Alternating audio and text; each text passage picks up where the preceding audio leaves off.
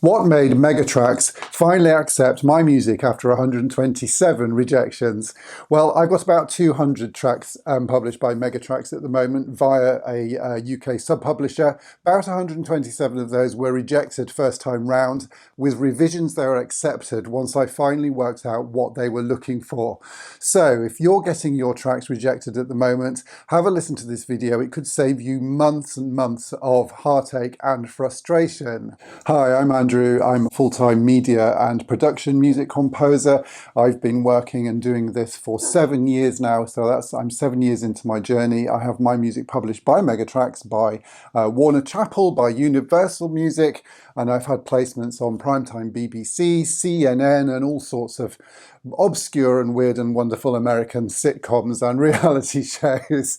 I'm here to guide you through the composing process and help you on your pathway to becoming a composer also. First of all, what is rejection like? Well, first of all, it's par for the course. It's something that happens to all of us. All composers have music rejected or asked for revisions. It's part and parcel of just being a professional composer. How you deal with that is what really sort of separates the amateurs from the professionals, I think. Even as a professional, though, it can feel really painful. It can feel really personal. There's no getting around it. Every single one is a slight disappointment because we send our music off in good faith, thinking it's the best that we can do. Inevitably, even if you do this for a living, there is some emotional involvement and some emotional baggage, I was going to say, connected to every track that you put out into the world. And it does feel, it's hard. There's no two ways about it. Everybody feels that. But as I say, it's how you deal with that that separates the amateurs from the professionals. The next point on this is that actually, even if your music is rejected or it's sent back to you with revisions, you have to accept that the library is right. Even if you think they're wrong, you have to accept that they are right. And in my experience, 95% of the time, I think they are. You have to realize that with the best will in the world, the library, if it's a good library, have got their pulse on the state of the industry, what sort of music is being looked for, what's the standard, should it sound like. You know, they have a much broader and wider overview of the whole industry than we do. You would have the same sort of overview if you were listening to production music tracks all day long, which I do not. It would drive me up the wall. But they do have that oversight, so we have to accept that they are right. So whatever a library says to you, then first part of being a professional, actually getting the job done, is to accept what they're saying and say, okay, right, we're going to, even if I don't agree with it, we're going to fix this track how they would like it.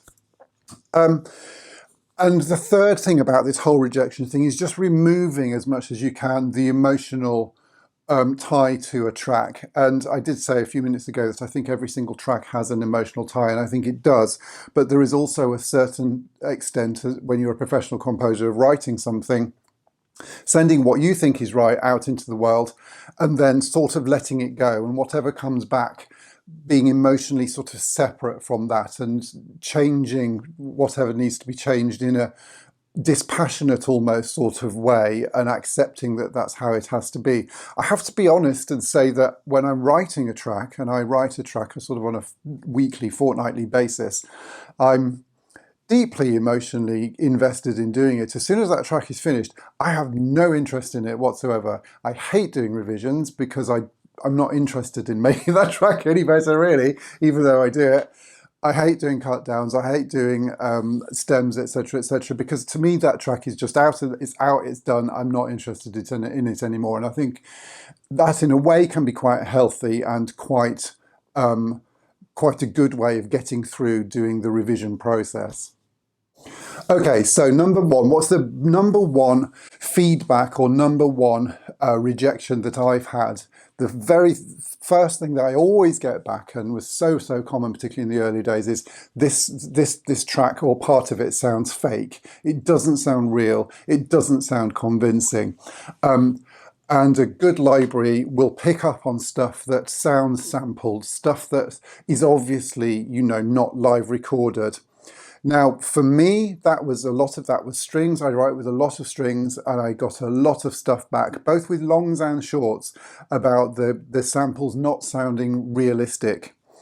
How did I get around that? Well, whether it's strings or not, using the very best samples that you can really, really helps. Having the right tools and the raw materials to work with, and becoming a total expert, soaking up as much as you can on automation, on how to actually write for strings in terms of using dynamics, of using your CC controllers. Listening to real string players for me was really, really important, and luckily I have quite an experience of that, even though I'm not a string player myself. Knowing how string players phrase, thinking of bowing. If you're writing for winds, how do wind players breathe?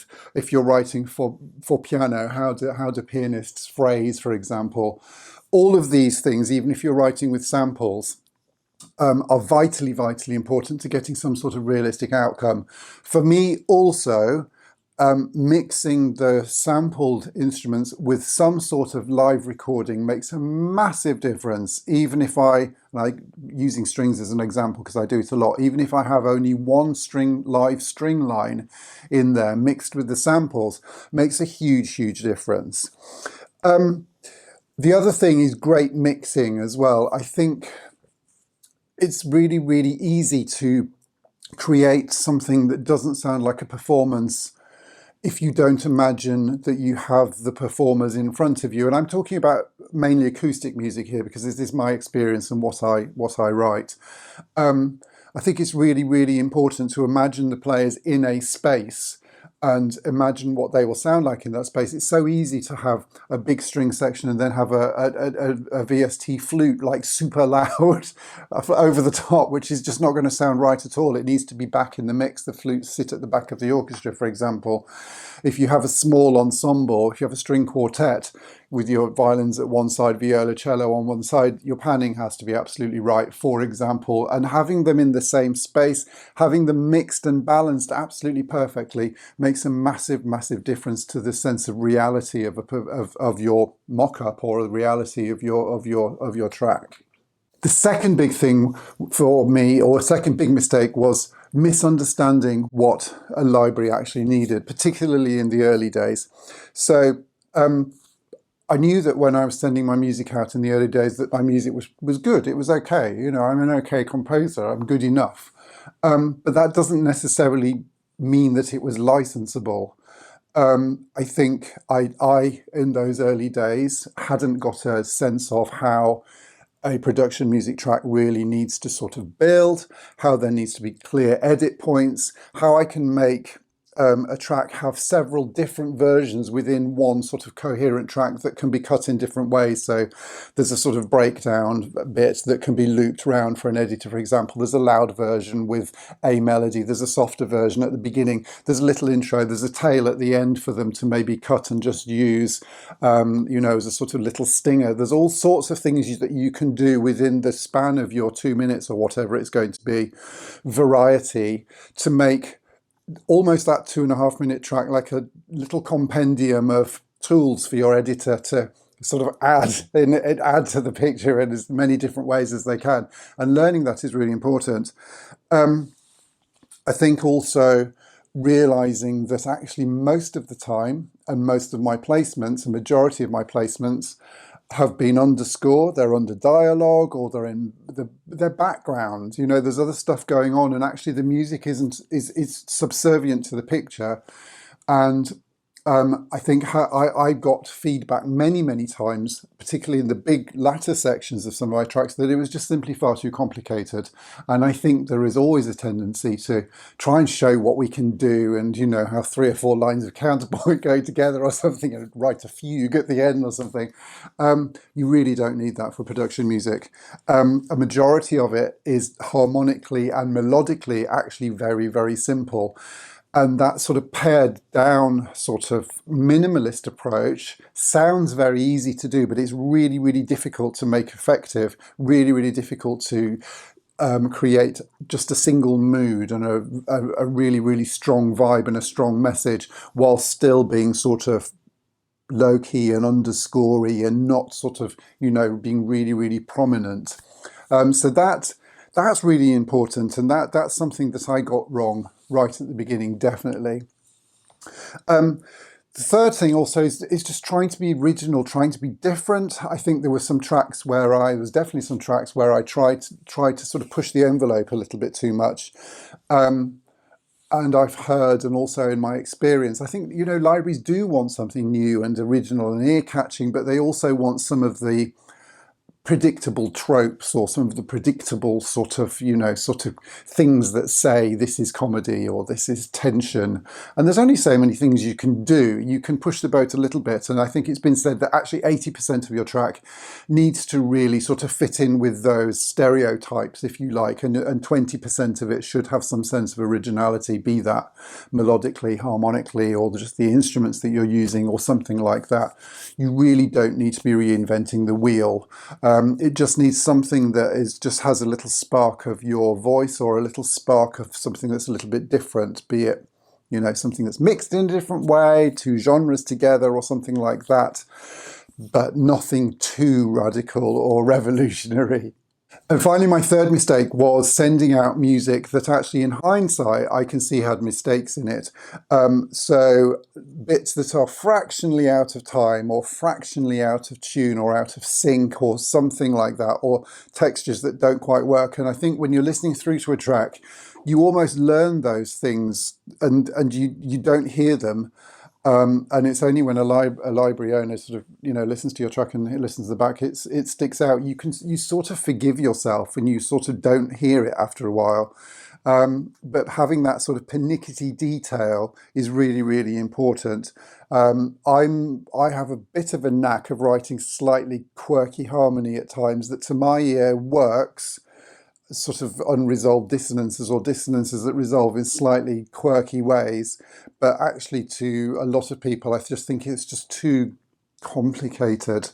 You know, you don't need to have that. It needs to be, as I said previously, it needs to be simple, clear, I think is the thing, and not have any weird notes in it, weird rhythms. Everything needs to be tight as you can get it to a certain extent while sounding realistic, and that's not to say you need to quantize everything, but timing also. You know, I think a lot of this is a difficult one because I think to make it sound realistic it has to be slightly humanized and out of time, but in my experience I've got a lot of feedback back saying, can you get things a bit more in time? So I don't know. It's feedback that I've had a lot. Quantizing stuff then seems to do the trick and get it across the finishing line, in my experience, more than allowing stuff to be a little bit more organic. And finally, just pops and clicks and stuff like that. Previously I would bounce stuff out on sort of fast speed, and I have learnt over time that actually bouncing out in real time makes things a lot cleaner. The samples just sort of play out better and more cleanly. I think a lot of libraries listen to stuff at really high volume. Occasionally you've got things that die out and die down, and if there's like noise or anything in that just is just, you know, just there, even the slightest thing, you need to get rid of that. And just on another point, those breaks need to be really, really clean as well. So your reverb doesn't need to be hanging on to the next section. So an editor can cut here without picking up reverb from the previous bit. So the turning point for me then with all of this was, I don't know, it took me a while to just sort of get the idea of this, but then there was a sort of aha moment where all of the stuff came together, maybe after a few months, a year or so, I guess, and I started getting things accepted more on a, you know, first time through. And that does take time, it takes experience. It took me a while to work out, but I'm hoping that some of the stuff for this video, if you're going down the same route as I've gone down, might just speed you up a little bit. I would love to know what you think. If you've had any stuff that's sort of rejected for this, you know, other reasons, would be really, really helpful to know. So if you've got anything to add to what I've got here, because there's a plethora of other reasons why your stuff might be rejected, please put it in the comments. I'd be really interested to hear from you. Thank you very much for watching, and hopefully I'll see you in another video soon. Thanks then. Bye bye.